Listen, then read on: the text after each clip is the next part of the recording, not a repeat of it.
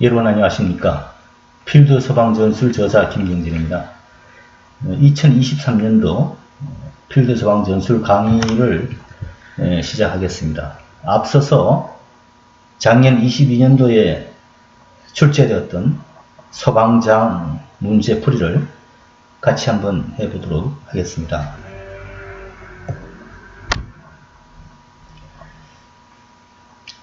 자, 1번 문제를 보겠습니다. 구역실 내의 화재 진행 단계 순서를 옳게 나열한 것을 찾으라고 했습니다. 자, 이 문제는 앞으로는 이런 주관식 내용을 질문하는 그런 문제가 앞으로 많이 나올 것이다, 이렇게 보고 있습니다. 자, 그러면 이 순서를 할 때는 이 내용에 대한 포인트를 우리가 찾아야 됩니다. 포인트를 찾아야 되는데, 일단 우리 지문을 보시면은 연소하는 가연물 위로 하염이 형성되기 시작한다고 했습니다. 시작한다. 그리고 쭉 읽어 보시면은 하염이 상승하는 공간으로 공기를 끌어들이기 시작한다는 이 내용은 성장기에 대한 내용입니다. 자, 우리가 화재 진행 상태를 표로 이렇게 만들어 보면 여기가 이제 발화기라고 얘기하잖아요. 발화점. 그 다음에 여기를 성장기라고 합니다. 성장기는 물론 뭐 프레임 오버, 백드래프트, 롤오버, 프레시 오버 이렇게 있습니다만, 자, 그 다음에 여기에서는 재생기라고 얘기합니다. 그 다음에 이게 감퇴기라고 하거든요. 자, 이런 영수의 진행 상태에서 여기는 성장기에 들어가는 내용입니다. 처음 시작 단계에서 공기를 끌어들이기 시작해서 화재를 확대시키는 시점이다, 이거죠. 성장기. 그 다음, 요 내용이 포인트에 이 많은 내용을 다 우리가 이해를 하고서 포인트를 찾으면 되는 거예요. 답을 구하면 되거든요. 구역실 내부의 상태는 매우 급속하게 변화하는데, 처음 발화된 물질의 연소가 지배적인 상태로부터 구역실 내의 모든 노출된 가연성 물체의 표면이 동시 발화하는 상태로 변한다. 가연성 물체의 표면이 동시 발화하는 상태로 변한다. 이 내용을 우리는 포인트로 보고서 이 내용만 체크를 하시면 되는 거예요. 이건 뭡니까? 모든 노출된 가연성 물체의 표면이 동시에 발화한다. 뻥 하고 동시에 발화한다. 제가 뭐라고 했습니까? 프레시 오버라고 했습니다. 그렇죠. 그 다음, 구역실 내에 있는 이용 가능한 가연물의 수막에 따라서 점점 감소하기 시작한다. 발산율은 감소하기 시작한다. 이것은 감퇴기에 대한 얘기죠. 다음, 자, 구역실 내 가연물이 화재와 관련될 때 일어난다. 자, 구역실 내 모든 가연물이 화재에 관련될 때 일어난다고 했습니다. 그러면은 사각지대가 없다는 거예요. 가연물은 이 구역실 내부에서 모두가 지금 연소가 된다는 거고, 그 최성기에 대한 얘기입니다. 그 다음, 화재의 사요소들이 서로 결합해서 연소가 시작될 때 시기라고 했습니다. 다른 건 볼 필요도 없어요. 이것은 발화기에 대한 얘기입니다. 발화점, 발화기.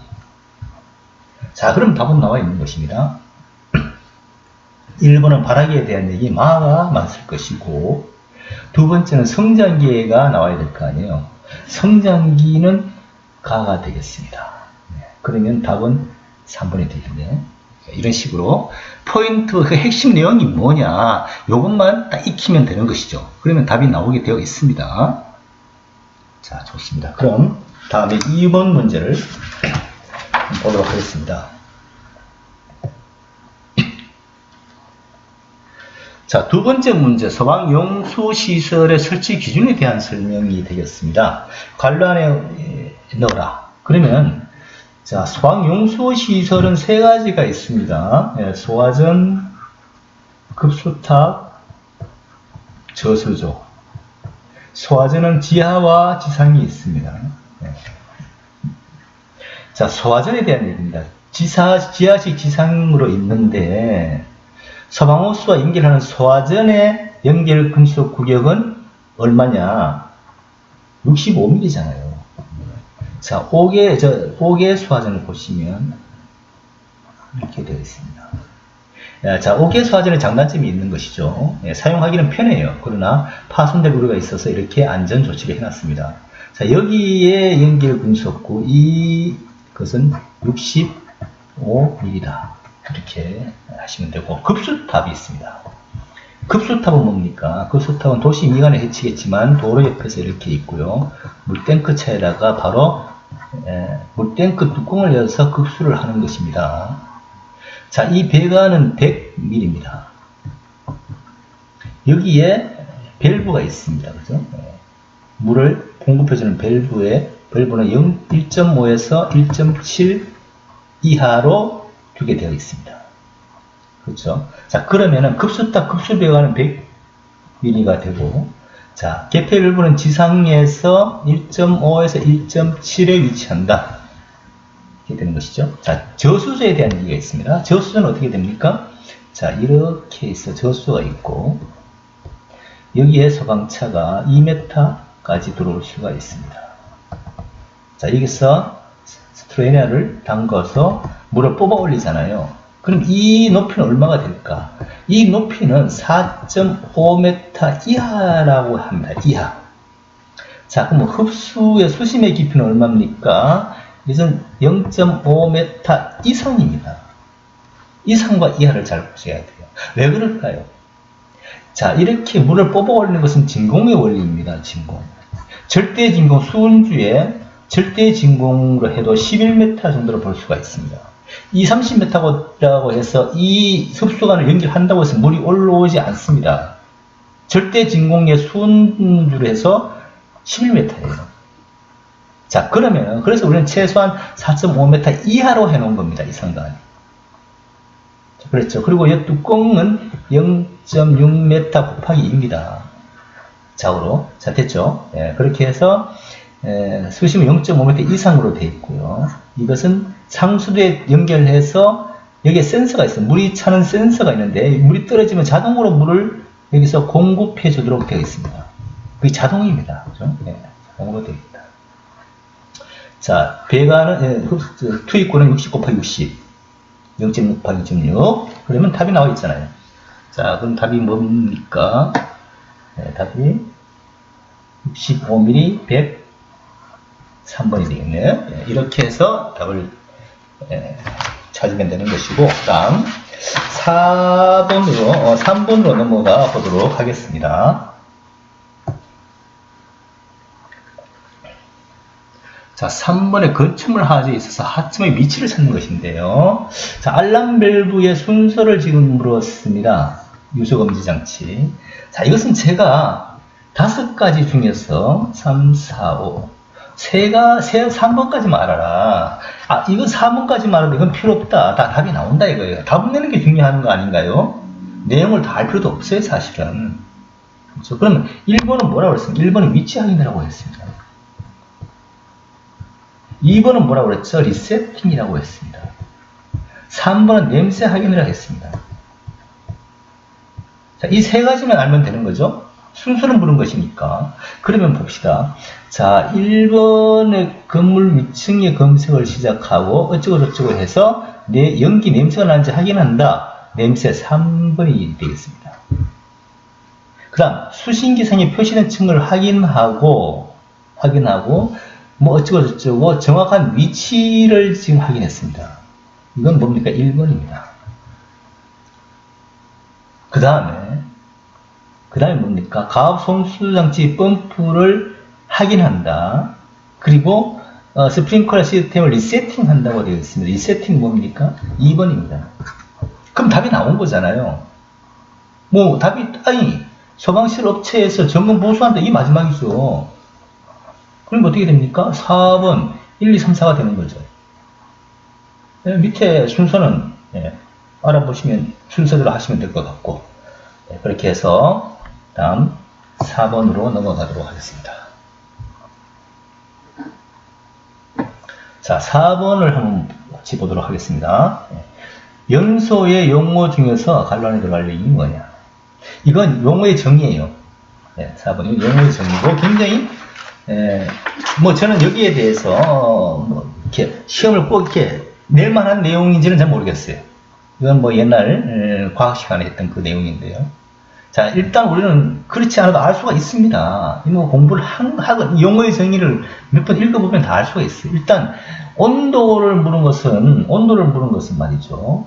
뭐 B점이냐 0점이냐 끓는 점이냐 녹는 점이냐 이거 묻는 거 아니에요? 온도?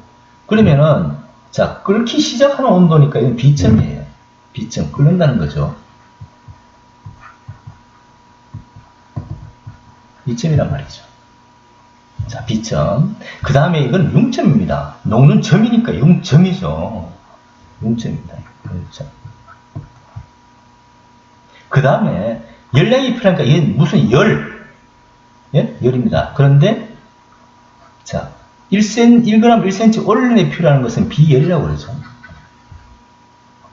그리고 자, 물질의 온도는 변하지 않고 상태의 변화에만 사용되는 열은 잠열이라고 합니다. 우리가 증발 잠열 이렇게 얘기하잖아요. 잠열. 증발점 539칼로리 이렇게 얘기합니다. 또 팽창되는 것은 수증기 팽창 1700배 이렇게 해서 우리가 간접 소화를 하는 겁니다. 로이드리만 증법입니다. 예. 그렇죠. 예. 그렇게 하면 뭡니까? 예. B점, 6점, B열 4번이 되겠네요. 자, 이렇게 해서 이건 뭐 공부를 크게 하지 않아도 알 수 있는 그런 문제가 될 것 같습니다. 다음. 잠깐만요. 5번을 해야 됩니다. 5번으로 한번 보도록 하겠습니다. 자, 화재 현장에서 발생하는 유독 가스의 발생 조건, 허용 용도를 올바로 연결한 것을 물었습니다. 자, 여기서 4가지만 알면 돼요. 3가지에서 4가지만, 6가지 다 알 필요가 없단 말이죠. 4가지만 알면 돼, 이것은. 제가 항상 4가지라고 그랬는데, 이유는 뭐냐면, 자, 밑에 해설이 있으니까 해설 좀 보고 할게요. 일단은, OPPM이 2개 있어요. 그죠? 한 개는 뭡니까? 아황산가스가 있고, HCl 연마술소가 있습니다. 이건 OPPM이에요. 또 한 개가 뭐냐 하면은, 암모니아, 가장 많이 우리가 알고 있는 2000 냉동창고에서 유출되는 암모니아는 25ppm이에요. 또 한 가지, 외우기 쉬운 건, 포스겐 가스, 유레인 확산입니다. 독일에서 사용한 0.1ppm 가장 독한 겁니다. 즉시 사망할 수 있는 포스겐 가스 0.1, 25ppm, 5ppm 2개만 알아두면 돼. 4개만 알면 답은 나오게 돼 있어요. 그쵸? 네. 자, 그러면은 아황산 가스 5ppm 이거 맞는 거예요.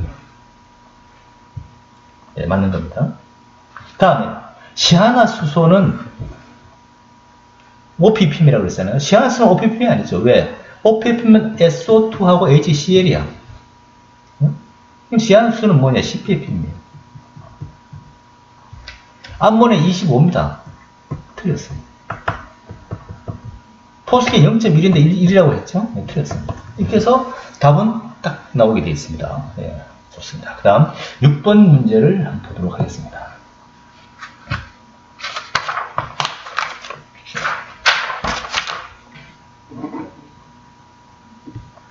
자, 6번에 위험물의 분류에 대한 얘기예요.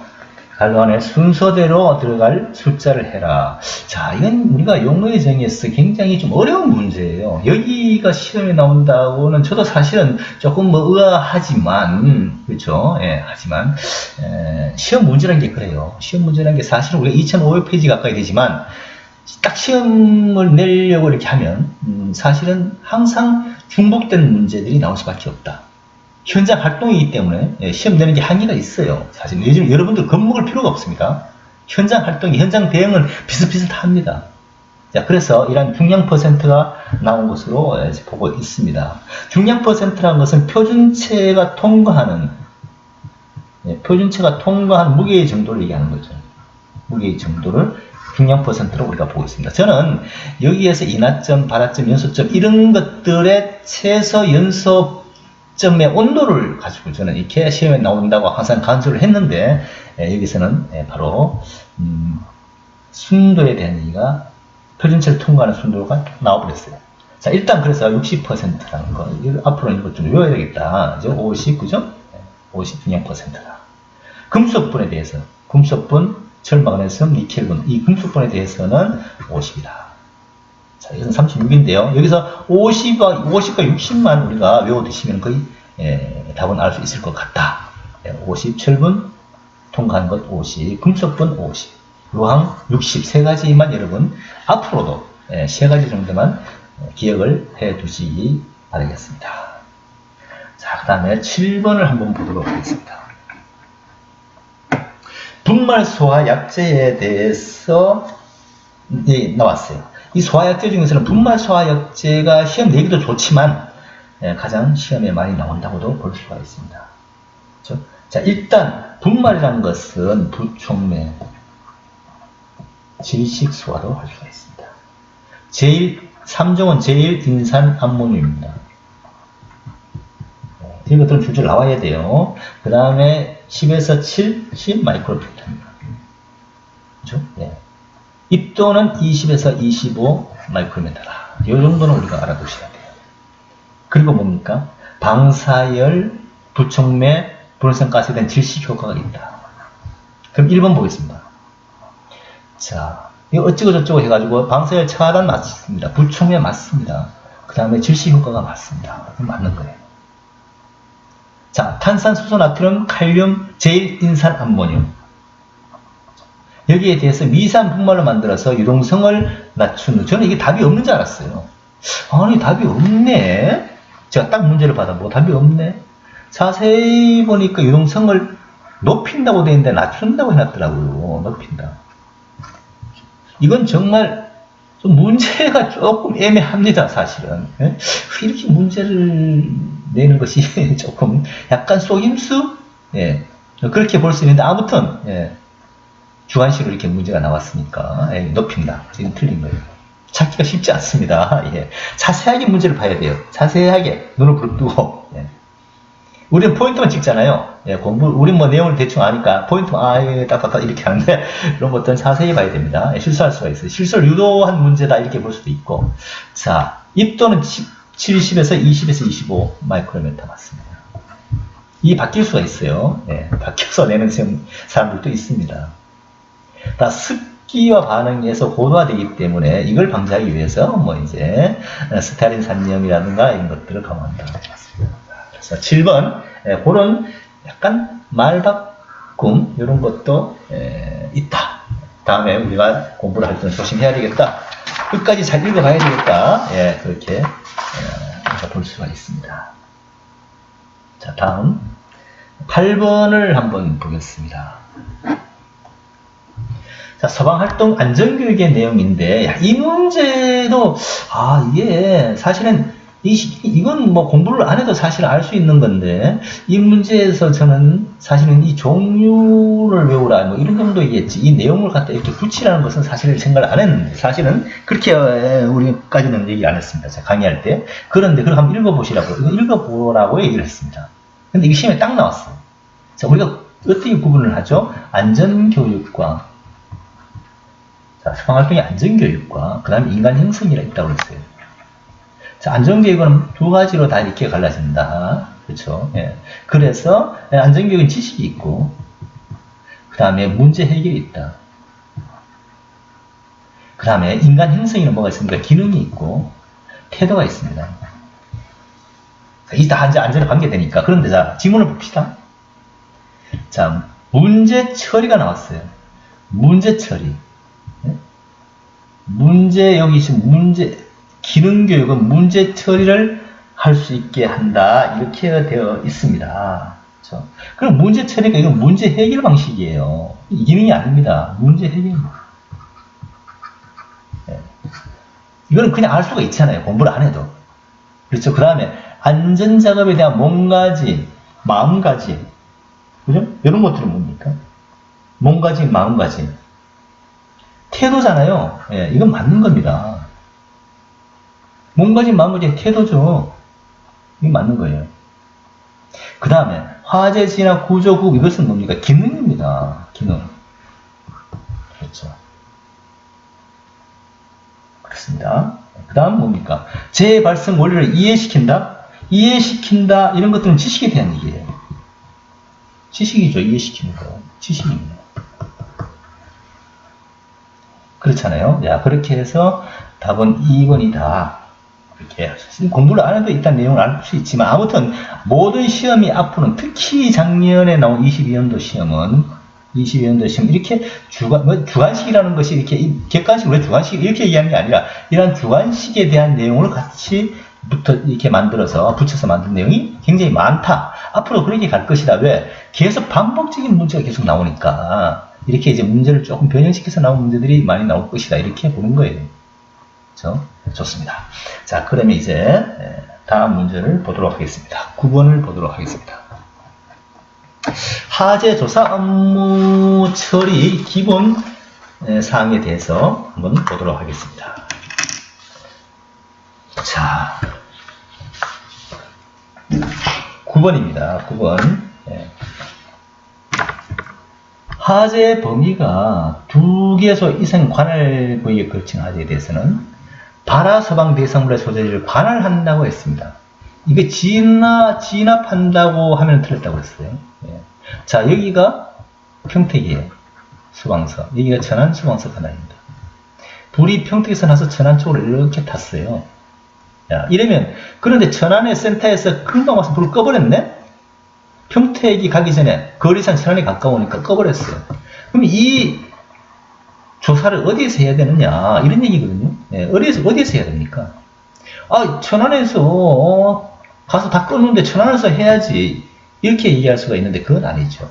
어디서 발화가 됐느냐, 평택에서 발화가 돼서 넘어갔다. 그러면 평택 관할이다. 관할에서 하는 거예요. 평택에서 조사를 하는 거다. 그 얘기거든요. 그럼 맞는 겁니다, 이것은. 자, 두 번째. 건축 구조물의 소실 정도는 세 가지로 구분합니다. 전소, 반소, 부분소. 이렇게 하죠. 전소는 70% 이상입니다. 반소는 30에서 70% 미만입니다. 부분소는 이 두 개를 제외한 것이 부분소입니다. 그런데 다만 70% 이상이 되지 않고 40%만 소실되고 나머지가 복구가 안 되면 그것도 전소라고 얘기하는 겁니다. 거기가 조금 포인트가 있는 거예요. 자, 아무튼 현재 서정유인데 반소는 건물의 30 이상 70 미만이라고 했으니까 이하가 아닙니다. 이하라고 하면 틀립니다. 미만으로 했으니까 이것은 맞는 거다. 자, 건물의 소실 면적 산정은 소실 바닥 면적으로 한다. 맞아요. 맞습니다. 다만 피해 범위가 건물의 육면 중, 건물의 육면이라고 그러면 이렇게 되잖아요. 건물의 육면 중에서, 육면 밑에하고 육면 중에서 3면 이하인 경우에는 5분의 1을 곱한다. 이건 틀린 겁니다. 육면 중 2면 이하죠.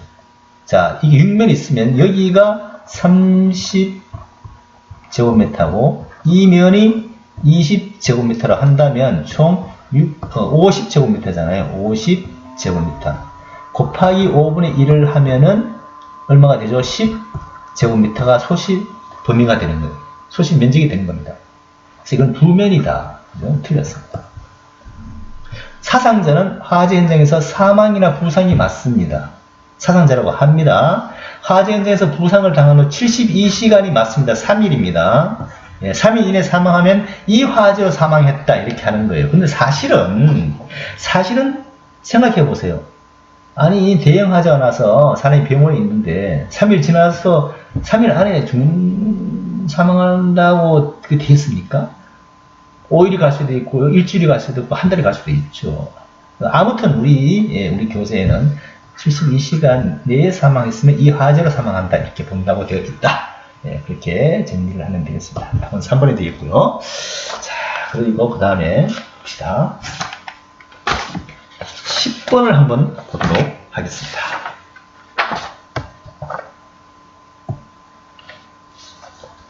자, 10번. 서방 활동의 특수성. 시험에 언제든지 나올 수 있다고 제가 했습니다. 설명을 제가 아주 자세하게 설명을 한 적도 있습니다. 자, 그러면은 일단 이 내용을 한번 보겠습니다. 특수성이라고 했습니다. 특수성. 자, 이 내용을 일단 읽기 전에 학대 위험성과 불안전성이라는 것은 뭐냐 그랬습니다. 이것은 예측 불가능이라는 것입니다. 예측 곤란하다. 돌발 사고 같은 것은 예측 곤란하다. 이렇게 제가 외우라고 얘기했고, 행동의 위험성 같은 것은 우리가 뭐 사다리를 타고 올라간다, 그 다음에 또 담을 넘어간다, 화염에 노출된다, 이런 것들은 행동의 위험성이라고 했습니다. 활동장애는 뭐예요?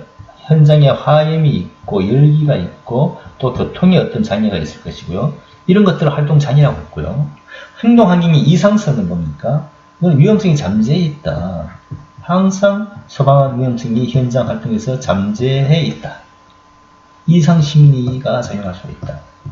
이것을 행동환경의 이상성이라고 했어요. 자, 그러면 지문을 읽어보겠습니다. 담을 넘는다든지, 담중에 나왔네요.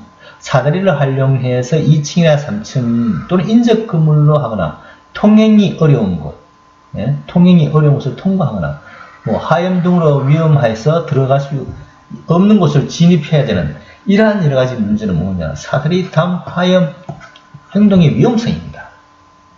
그렇죠? 이 포인트를 항상 알아두세요. 공부를 그렇게 하면 됩니다. 그럼 이 많은 내용을 어떻게 답을 찾을 거예요? 그렇죠? 그렇게 공부하는 방법을 얘기를 했습니다. 그 다음 11번을 한번 보도록 하겠습니다. 자, 소방펌프 자동차에 펌프가 작동되면은 펌프 윤활유 흡입구를 통해서 진공 오일이 들어온다고 했습니다. 자, 진공 오일에 대한 얘기예요. 그러면 이 뭐 내용이 긴데 필요 없고 진공 오일에 대한 설명입니다. 진공 오일은 뭡니까? 물보다 물탱크가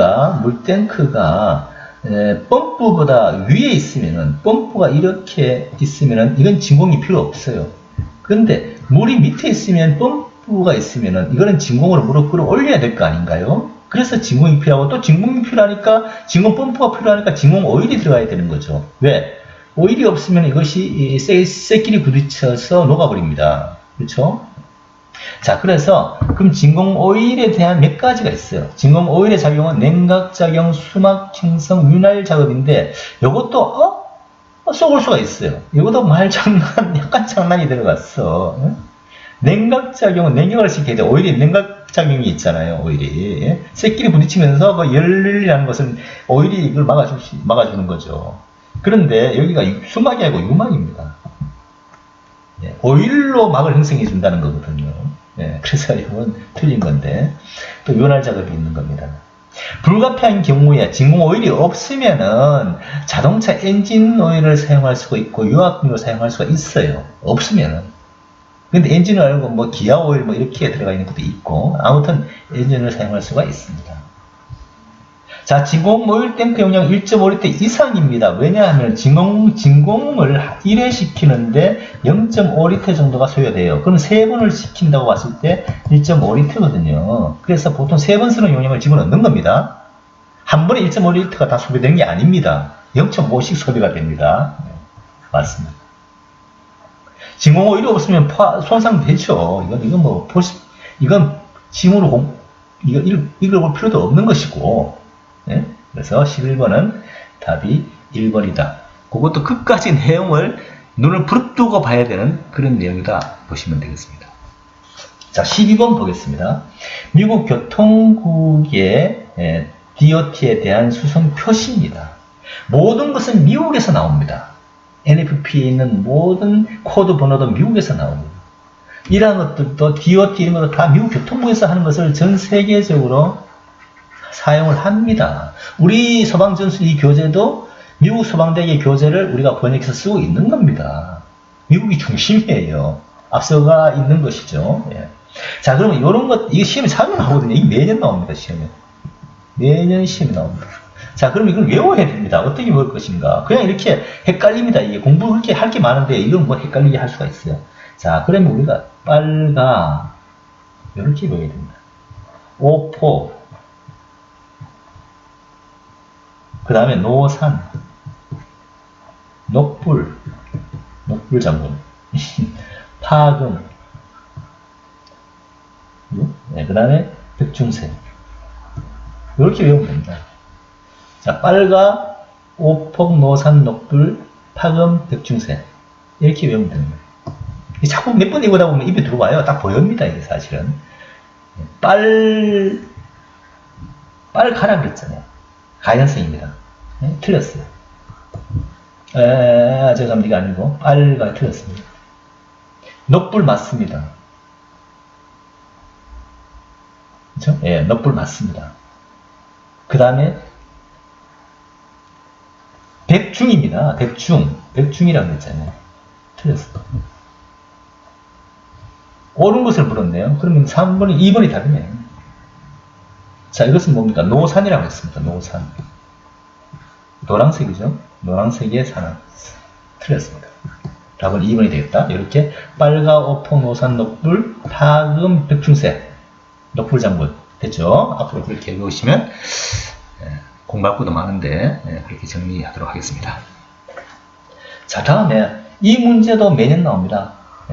화학적과 물리적. 매년 나와요. 이번 시험도 지금 소방비하고 겹치는 문제가 몇 문제가 있어요. 지금 여기도. 여러분 잘 아실 겁니다.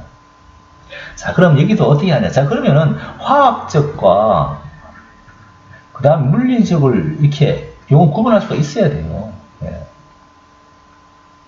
화학적이 뭡니까? 화학적이 유화학입니다. 중화학, 흡수, 화학적이죠. 물리적이 뭡니까?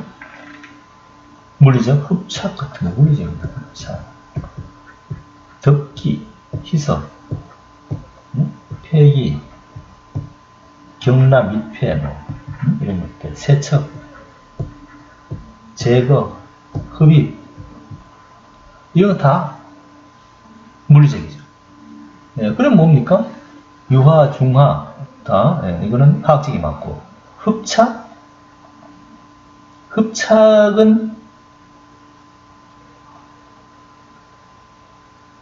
물리적이죠. 흡착 물리적입니다.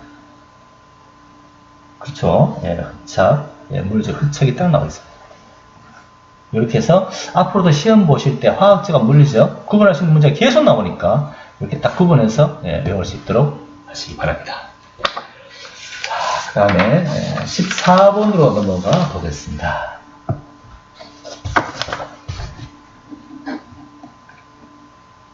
자, 도르래 설치에 대한 얘기가 나왔어요. Z형 배치법이 아니고 Z형 배치법이 아닙니다. 이것은 3분의 1로 곱하면 되죠. 그죠? 이렇게 하면 답이 나옵니다. 근데 이것은 뭡니까? 도르래 설치에 있어서 4개가 들어와 있습니다. 2개의 고정 도르래와 2개의 음적 도르래가 들어왔습니다. 이것은 뭡니까? 곱하기 4분의 1입니다. 그렇죠? 80kg에서 4분의 1은 뭡니까? 428, 20kg입니다. 이것이 음적 한 개에다가 고정이 빼고 이걸 빼고 고정이 2개였다면 뭡니까? 80kg 했다면 3분의 3, 8, 24. 24가 답이죠. 이거는 지금 4개입니다. 4로 나눠야 됩니다. 그렇게 공부하시면 됩니다. 되게 쉬운 문제죠, 사실은. 자, 음적 도로와 고정 도로에 꼭 기억하시기 바랍니다. 그 다음에 15번을 보도록 하겠습니다. 자, 다음에서 지칭하는 용어에 대해서 나왔습니다. 조금 만만치 않은데, 또 제가 강의 시간에 분명히, 그리고 이 9m가 딱 나와 있기 때문에, 바로 눈에 확 들어옵니다. 그렇죠? 자, 그러면은, 자, 보겠습니다. 우리가 잠수의 상승 속도를 9m로 유지하면 수면의 질소를 우리가 수준 미만으로 만들 수가 있다. 그러니까 우리가 상승할 때, 수중에서 상승할 때 급히 하면은 질소 마취가 옵니다. 그죠? 왜? 우리 몸속에는 질소가 70%가 있습니다.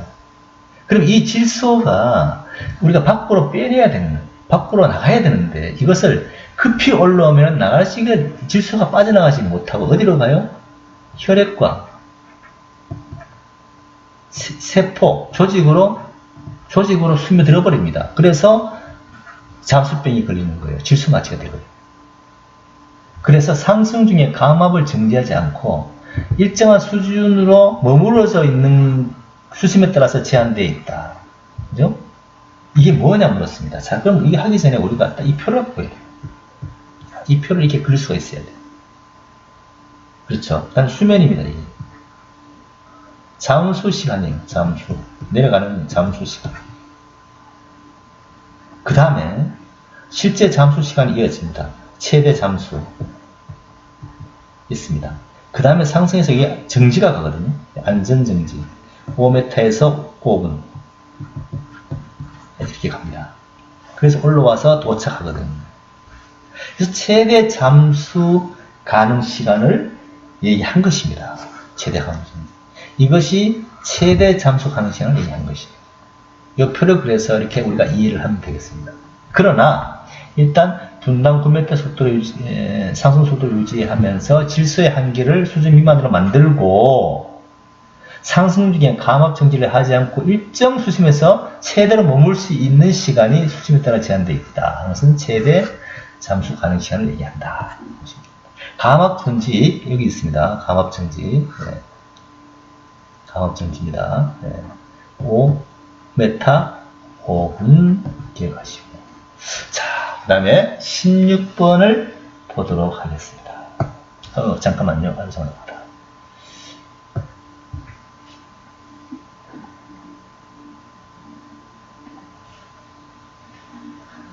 자, 16번을 보도록 하겠습니다. 잠깐만요.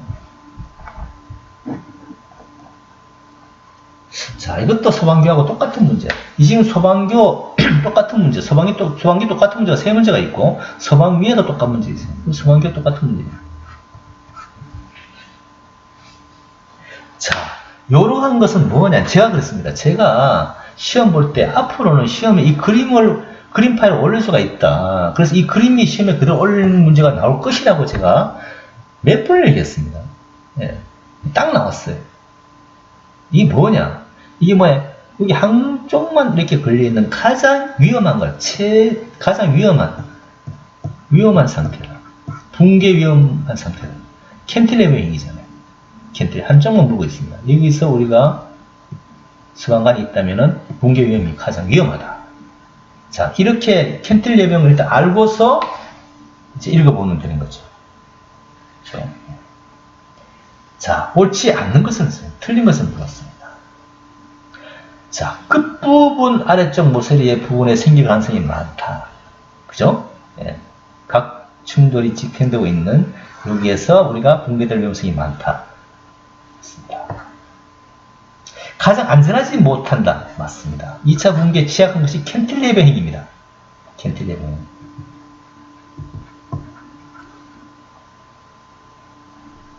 자, 건물에 가해지는 충격에 의해서 한쪽 벽판과 지붕 조립 부분이 무너져 내리고 다른 한쪽은 원형 그대로 유지하고 있는 상태다.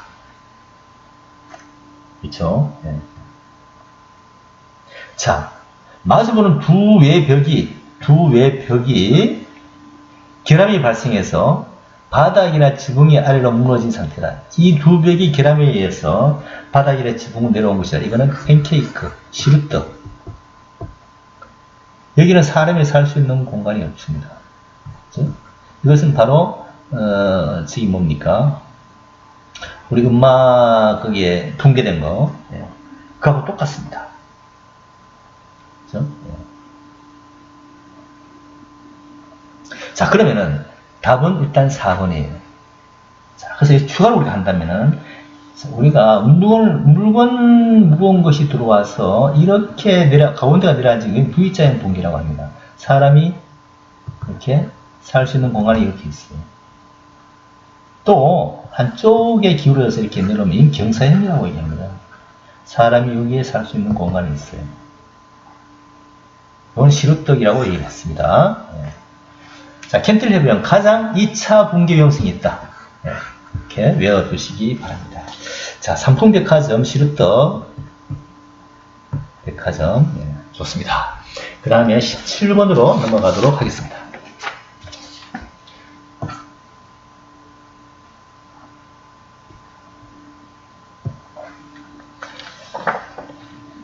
자, 엘리베이터의 안전장치가 나왔습니다. 예, 안전장치. 자, 우리가 엘리베이터가 있습니다. 엘리베이터가 쭉 있으면요. 자, 이가 승장이고, 승장이고, 승강이 있고, 카가 있습니다. 이렇게. 옆에는 브레이크 슈가 다 있습니다. 그리고 케이블이 다 있겠죠. 예, 옆에 브레이크 슈가 있고요. 자, 그러면은, 엘리베이터 운전 중에 브레이크 슈를 전자력에 의해서 개방시킨다고 했습니다.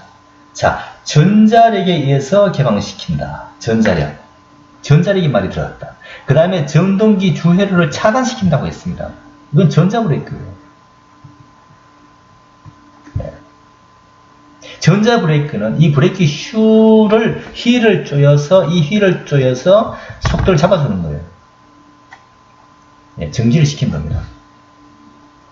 비상정지장치는 뭐냐면, 이건 로프가 절단되거나 이렇게 위험했을 때, 정말 위험할 때, 절단되고 푹 떨어질 때, 이 가이드레일을 잡아주는 거예요. 가이드레일을 잡아주는 것이 비상정지장치입니다. 리미트 스위치는 뭐냐? 제일 위에 부분이나 제일 밑에 부분에 만약에 이것도 떨어지고, 조속기도 안 되고, 비상정지장치도 안 될 때, 그냥 떨어져 내릴 거 아니에요. 그럼 맨 바닥에 리미트 스위치가 이것을 막아주는 겁니다. 리미트 스위치 밑에 또다시 파이널 리미트 스위치가 또 있어요. 그래서 이 파이널 리미트 스위치는 유압시키. 리미트 스위치 지나면은 맨 마지막에 또 뭐가 있습니까? 충격 완화 장치가 있어요. 충격 완화 장치. 이거는 유압이 있고 스프링이 있습니다. 이 몇 가지가 있어요. 조속기 있고 비상정지 장치가 있고 그 다음에 뭡니까? 전자 브레이크가 있고 리미트 스위치가 있고 파이널 리미트 스위치가 있고 완충장치까지 있어요. 완충장치. 이렇게 해서 이 엘리베이터는 떨어질서 사람이 죽는다. 이것은 거의 없다. 그렇게 얘기하고 있잖아요. 자, 최상층과 최하층에 리미트 스위치가 있다. 좋습니다. 그렇게 해서 엘리베이터의 사고, 조속기 아시죠? 여기다 조속기를 하나 플러스하면 조속기 1.3배에서 잡아주고 1.4배에서 잡아주는 조속기가 있는 겁니다. 속도를 일정하게 해주는 것이 조속기예요. 네. 자, 그렇게 해서 정리를 하도록 하겠습니다. 그 다음에 18번을 보도록 할게요. 18번은 우리가 화학 발생 사고 때의 웜존, 우리가 웜존, 그 다음에 핫존, 웜존, 콜드존,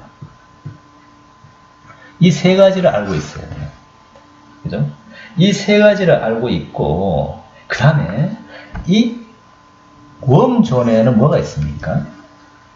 제독장치가 있습니다. 제독장치는 어떤 게 있죠? 레드 트랩, 얘도 트랩이죠.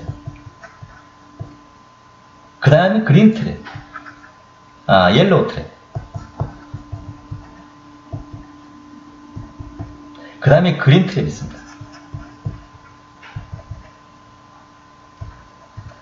자, 여기에 대한 내용을 지금 알고 있으면 되는 거예요.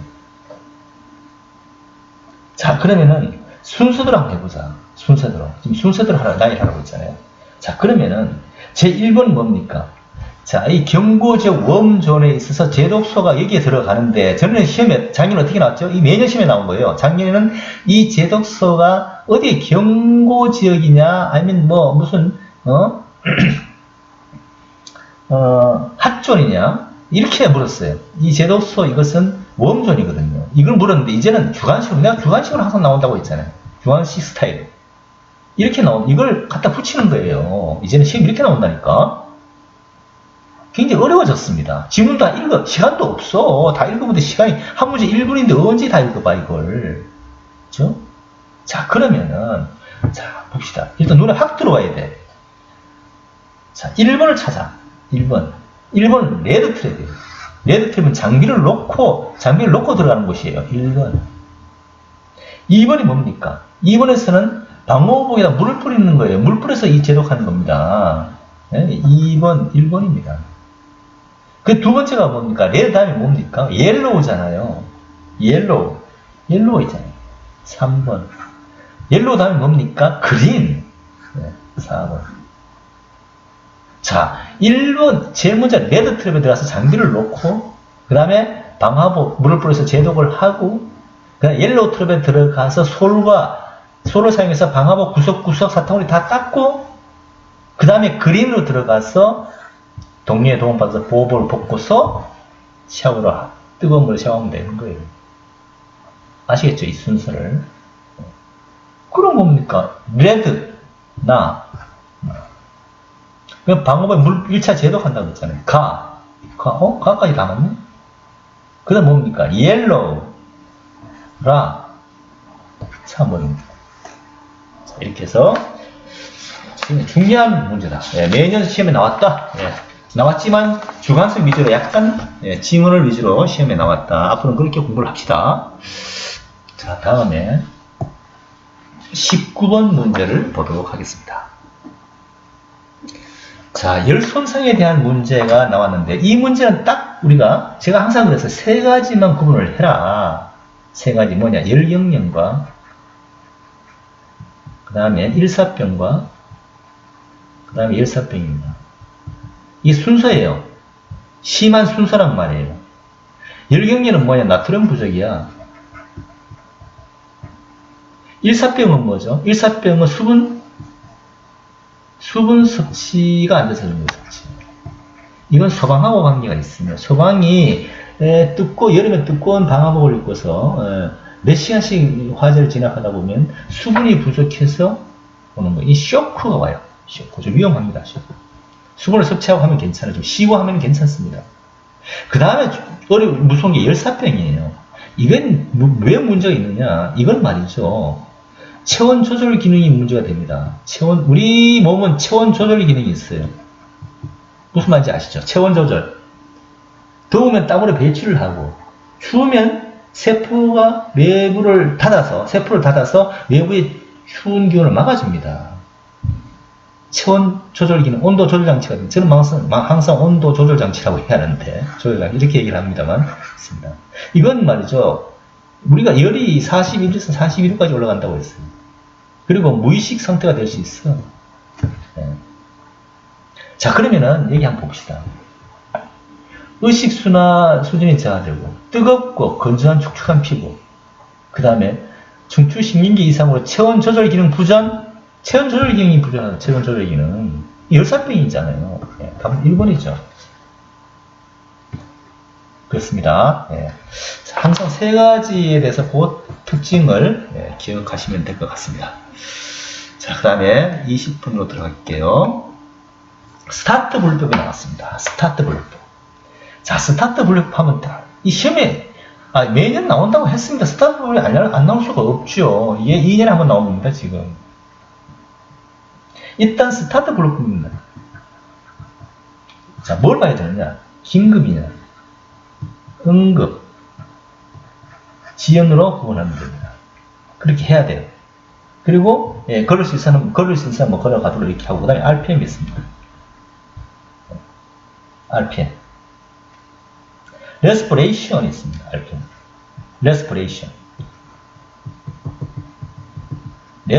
있고, 그 다음 맥박이 있습니다. 자, 이건 호흡이잖아요. 호흡. 그 다음 맥박, 펄스, 맥박이 있습니다. 세 번째, 의식 수준이 있습니다. 멘탈 스튜디스, 멘탈입니다. STATUS죠. 세 가지가 있다는 거예요. 자, 그렇게 해서 이렇게 해서 이제 우선순위를 분류하는데, 세 가지를 본다고 했습니다. 기도, 개방을 하고, 삭감을 하고, 그 다음에 직접 압박을 한다고 했습니다. 그 다음에 팔다리 거성을 한다고 했어요. 여기서 질문하는 게 뭐죠? 자, 무호흡 환자에게 기도 개방을 한다고 했습니다. 기도 개방 해야죠. 삭감하고. 팔다리 거성을 합니다. 거성을 합니다. 그 다음에 직접 압박을 해야 돼요. 이 세 가지는 맞습니다. 빠른 호흡 양성을 보이는 환자에게 산소 공급을 해? 이건 아니죠. 빠른 호흡을 보이는 환자에게 무슨 산소 공급? 틀렸습니다. 자, 이렇게 해서 20번도 우리가 정리를 했고요. 그 다음에 21번으로 넘어가 보도록 하겠습니다. 자, 환자 이동 장비 중에서 척추를 고정하는 효과가 가장 적은 것이 뭐예요? 적은 것은 무엇이에요? 큰 것이 아니고. 척추 고정하는 것은 뭡니까? 긴 척추 고정하는 하면 되죠. 가장 적은 게 뭐냐? 구조 고정대가 뭐죠? KD. 예. 강한 부분 요것은 자동차 사고 났을 때, 예? 앉은 상태에서 허리를, 척추를 고정시켜주는 거예요. 예? 절반을 고정해주는 KD가 있습니다. 그래서 차 안에서 긴급하게 KD를 설치하고, 목보호대 설치하고, 그 다음에 긴 척추판 쫙 깔아가지고, 차 안에서 예, 이렇게 묶어서, 예, 이렇게 해서 밖으로 이동시키는 거예요. 옮겨서. 그렇죠. 예. 불량 뜰것은 뭡니까? 불량 뜰것은 4등분 이렇게 2등분 하는 거죠. 예? 자, 이것은 악마의 환자에게는 좋아요. 악마의 환자. 좋은데, 척추 손상은 안 돼. 왜냐하면 등 고정이 안 되거든요. 그렇죠? 이건 틀렸다. 일단 답은 불량 뜰것이에요. 엑스레이도 안 되고. 바스켓은 뜰것은 뭐냐? 바스켓은 말이에요. 뭐, 얼음에서 구조, 산악, 이때 구조하는 거예요. 이렇게 되어 있는데, 이렇게 해서 내리기도 하고 올리기도 하고. 그 다음에 수직으로도 한다고 그랬어요. 수직으로도, 네, 이렇게 해서 수직으로도 할 수 있다. 이것이 바스켓은 뜰것이에요. 그렇죠. 이건 척추에 할 수가 있습니다. 예. 이게 똑바로 되어 있어요. 답은 2번이 되겠다. 보시면 되겠습니다. 자, 그 다음에 22번으로 보겠습니다. 신생아의 아프가 점수가 딱 나왔네요. 네, 전부 중요한 내용들을 시험에 다 나왔습니다. 자, 아프가는 5가지를 우리가 본다 그랬어요. 피부색, 왜냐면 신생아에 대해서 우리가 점수를 매겨야 되잖아요. 이것을 우리가 시편에 들어가야 될 것인가 말아야 될 것인가 뭐 이런 걸 판단을 해야 돼요. 피부색, 심장 박동수, 방사능 문도, 근육의 강도, 호흡. 이 5가지를 보고 점수를 매기는 거예요. 0점에서 1점, 2점까지. 5가지가 다 2점 맞으면은 이건 10점 만점이 되고 건강한 거죠. 8점 이상은 건강이에요. 8점 이상은. 네. 자, 그러면은 봅시다. 자, 그러면은 몸은 분홍색이고 팔다리는 청색이다. 이것은 1점이야. 왜? 몸 분홍색은 좋아. 이건 2점인데 팔다리가 분홍색이 아니잖아. 핑크색이 아닌데 손발까지 다 핑크색이어야지. 그죠? 그래서 이거는 1점입니다. 1점. 자, 심장 박동수 95회네. 100 이상은 2점이에요. 100 이상은 2점인데 100 이하는 1점입니다. 이건 95잖아요. 이것은 1점이라고 볼 수 있어요. 1점. 방사 흥분도 얼굴을 찡그린다 그랬습니다. 얼굴을 찡그린다. 아예 그냥 뭐 이렇게 반응이 없다 이러면 제로예요. 그런데 얼굴을 찡그리는 것은 1점이란 말이죠. 얼굴 반응이 말이죠. 이게 방사 흥분도가 막 크게 울고 재채기 크게 하고 해야 2점이에요. 이건 찡그리는 건 2점이 안 좋은 겁니다. 약간 근육의 강도가 흐늘거린다. 근육이 흐늘거린다 그랬습니다. 흐늘거리면 움직임이 없는 거죠. 네, 움직임이 없습니다. 흐늘거리는 건 점수가 없는 거죠. 네. 제로잖아요. 그렇죠. 우렁차야 된다. 근육이 우렁차는 게 아니고 적극적이어야 된다. 근육이 적극적. 자, 호흡이 불규칙하다. 불규칙한 건 1점이죠. 그죠? 호흡이 없는 건 제로. 호흡이 우렁차다고 하나요? 세게 소리를 지르고 이렇게 하면 그건 2점이죠. 자, 그러면은 이 점수가 지금 몇 점이냐? 1점, 2점, 3점, 4점이네. 4점, 1번이에요. 그렇죠? 1번, 4점이면 뭡니까? 4점이면은 겸증이라고 볼 수가 있어요. 약간 질식 상태, 부드럽게 자극을 줘야 되고, 그렇습니다. 답은, 자, 이렇게 해서 정리하고 23번으로 넘어가 보도록 하겠습니다.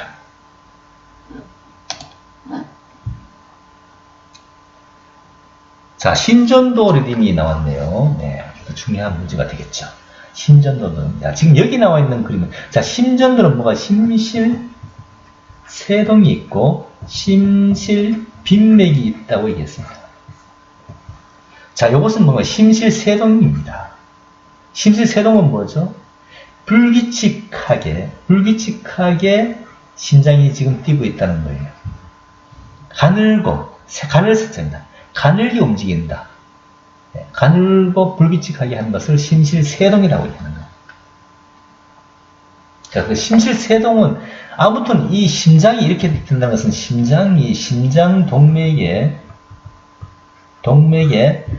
동맥이 원활하게 혈액이 흐르지 않는다는 거잖아요. 뭐가 막혀 있다. 협심증,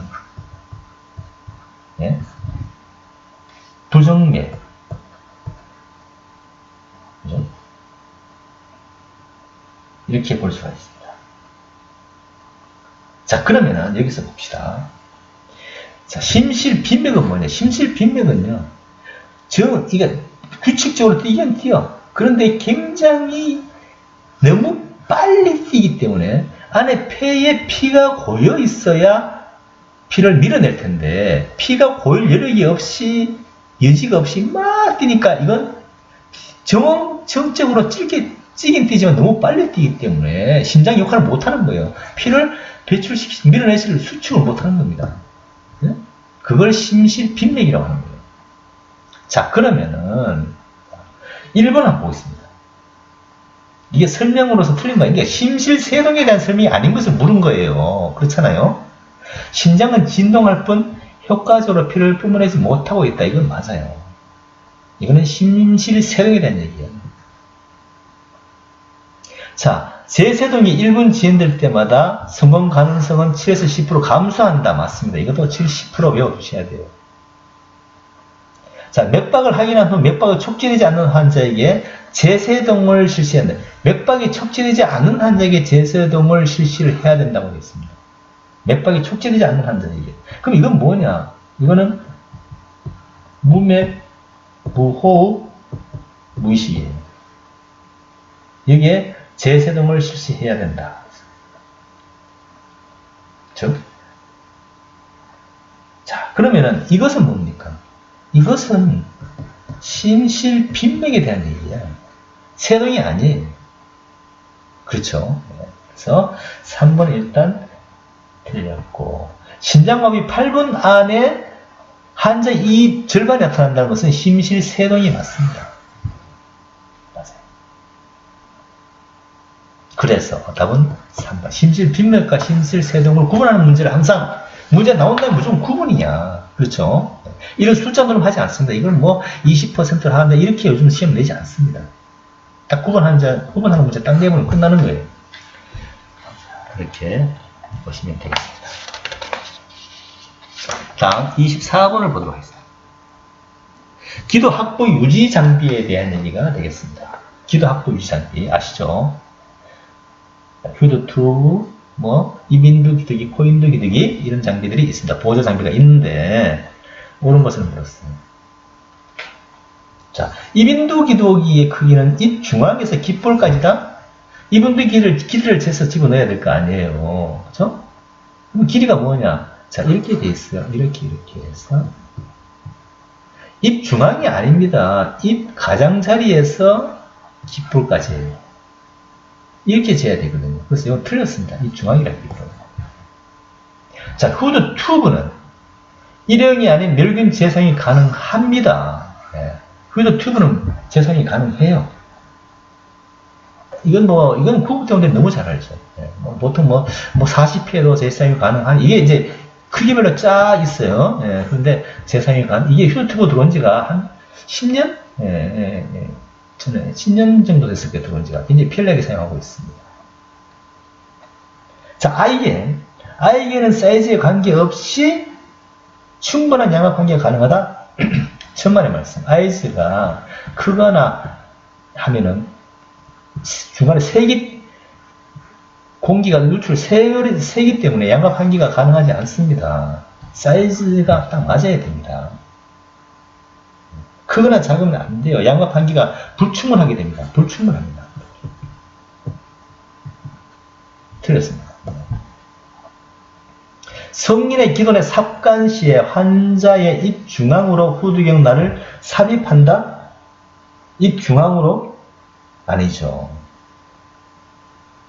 우측으로, 입 중앙이 아닙니다. 입에 우측으로 후두경을 삽입을 해야 됩니다. 틀렸죠? 자, 그래서 2번이 답이 다 이렇게 볼 수가 있습니다. 자, 그럼 그 다음에 25번 문제 마지막 문제를 보도록 하겠습니다. 자, 병원전 뇌졸중 평가 도구 중에서 FAST에 해당되지 않는 질문이 있습니다. 자, FAST가 뭐냐? 나와있죠. 페이스, 암, 그죠? 스피치, 타임, 예, 이걸 보는 거죠. 페이스, 입꼬리, 웃으면 한번 웃어보세요. 입꼬리가 이렇게 따라서 올라가는지를 확인하는 것이. 패스트에 대한 것을 물었잖아요. 그죠? 그 다음, 눈을 감고 양손을 올려보세요. 앞으로 올려보세요. 앞으로. 10초간 멈춰보세요. 맞습니다. 원래 나이가 몇 살인지 말해보세요. 그랬습니다. 이건 관계가 없어요. 자, 이 문장을 따라해보세요. 오늘은 무슨 얘기입니다? 문장을 따라해보세요. 스피치. yes. 그렇죠? 이 내용을 알고 있으면 답은 딱 나옵니다. 그죠? 답은 3번이 되겠다. 자, 이렇게 해서 소방장 문제를 우리가 같이 한번 풀어봤습니다. 도움이 되시길 바라고, 다음에는 소방 위 문제를 올리도록 하겠습니다. 여러분 수고하셨습니다.